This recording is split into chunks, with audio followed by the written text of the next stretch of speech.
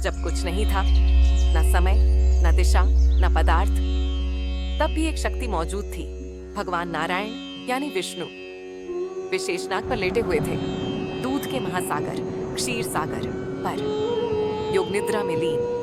उनकी सांस भी ब्रह्मांड को हिला देने वाली थी। जब सृष्टि करने की इच्छा जागी, विष्णु की नाभि से एक कमल प्रकट हुआ। यह कमल था सृष्टि का आधार और इसी पर प्रकट हुए ब्रह्मा, सृष्टि के निर्माता। ब्रह्मा ने पहले कुछ नहीं देखा, चारों ओर अंधकार था। वो भयभीत भी थे, लेकिन फिर उन्हें आत्मा से संदेश मिला, ध्यान करो और ज्ञान प्राप्त करो। ब्रह्मा ने हजारों दिव्य वर्षों तक ध्यान किया और तभी विष्णु प्रकट हुए। उनकी चेतना ने उन्हें आदेश दिया, ब्रह्मा, अब तुम सृष्टि का निर्माण करो। ब्रह्मा जी ने पहले रचा पंच महाभूत, जो पूरे ब्रह्मांड के मूल आधार हैं।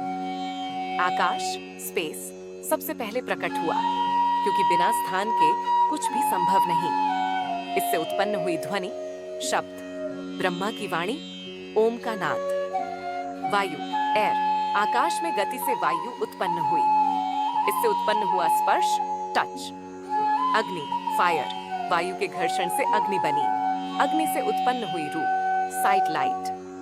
जल, वाटर, अग्नि की उष्णता से तरलता बनी जल, जिससे उत्पन्न हुई रस, टेस्ट।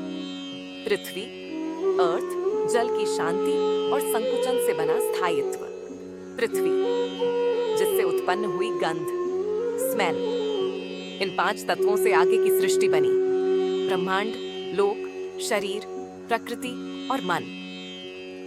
इसके बाद ब्रह्मा ने रचे सूक्ष्म तत्व, जो शरीर में नहीं दिखते पर जीवन को नियंत्रित करते हैं। मन, सोचने की शक्ति, बुद्धि, निर्णय लेने की क्षमता, चित्त, स्मृति, भावनाएं, अहंकार, मैं की भावना। ये चारों तत्व प्रकृति के साथ जुड़कर जीव की आत्मा को शरीर में बांधते हैं। ब्रह्मा ने अपने अंगों से ही जीवन की विभिन्न श्रेणियां बनाई। देवता, प्रकाश और सत्व गुण से, जैसे इंद्र, वरुण, अग्नि, वायु। ये विश्व का संचालन करते हैं। असुर, दानव, रजस और तमस से, जैसे हिरण्यकश्यप, रावण। ये अहंकार और भौतिकता के प्रतीक।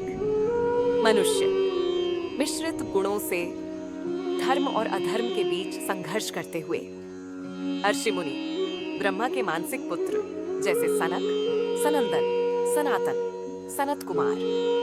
गंधर्व, यक्ष, किन्नर, नाग, भिन्न लोकों के निवासी, कला, धन, रहस्य और शक्ति के प्रतीक। पशु, पक्षी, कीट, वनस्पति, पंच तत्वों के संयोग से। ब्रह्मा ने रचा काल, समय, और काल को बांटा गया। एक कल्प, ब्रह्मा का एक दिन 423 अरब वर्ष। हर कल्प में 1000 चतुर्युग होते हैं। एक चतुर्युग के 4 भाग। सतयुग, 100 धर्म, जीवन 1,00,000 वर्ष। त्रेतायुग, 75 धर्म, जीवन 10,000 वर्ष।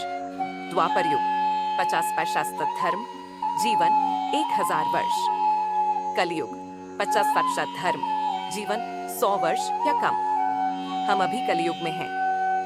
सृष्टि के हर जीव में होते हैं 3 गुण। सत्व, शांति, ज्ञान, संतुलन। रजस, क्रिया, इच्छा, लोभ। तमस, जड़ता, अज्ञान, आलस्य। जो व्यक्ति सत्व प्रधान होता है वो दिव्य होता है। रजस प्रधान कामनाओं में फंसा, तमस प्रधान अधर्म और विनाश की ओर जाता है। ब्रह्मा ने सृष्टि बनाई, शिव उसका संहार करते हैं, पर विष्णु उसका पालन करते हैं। जब पृथ्वी पर अधर्म बढ़ता है, भगवान विष्णु अवतार लेते हैं। मत्स्य, जल में सृष्टि को बचाना। कूर्म, मंदार पर्वत को संभालना। वराह, पृथ्वी को रसातल से निकालना। नरसिंह, अधर्मी हिरण्यकश्यप का अंत।